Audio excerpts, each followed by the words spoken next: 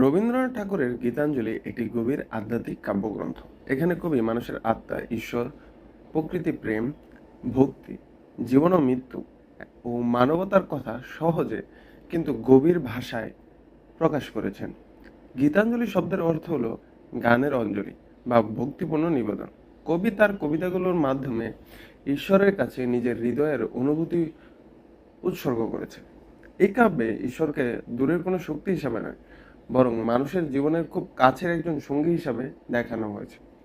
কবি মনে করেন ঈশ্বরকে শুধু মন্দির বা প্রার্থনায় পাওয়া যায় না, তাকে পাওয়া যায় মানুষের কাজের মাধ্যমে, প্রকৃতির সৌন্দর্যে, দরিদ্র ও সাধারণ মানুষের জীবনে।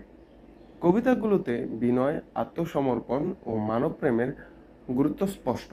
কবি অহংকার ত্যাগ করে ঈশ্বরের কাজে নিজেকে সমর্পণ করতে চান। তিনি বিশ্বাস করেন মানুষের জীবনের প্রকৃত সার্থকতা হলো ভালোবাসার, সত্য, সেবা, আত্মিক মুক্তির মধ্যে। গীতাঞ্জলিতে মৃত্যুর ভয়ঙ্কর নয়, বরং এটি জীবনের স্বাভাবিক পরিণতি এবং ঈশ্বরের কাছে ফিরে যাওয়ার পথ। তাই কবি মৃত্যুকে শান্তভাবে গ্রহণ করেছেন।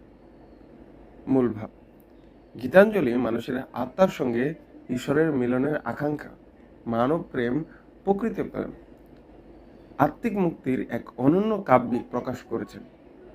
এটি শুধু ধর্মীয় ভক্তির বই নয়, বরং মানবতা, প্রেম ও জীবনের গভীর অর্থ বোঝা এক মহান সাহিত্যকর্ম।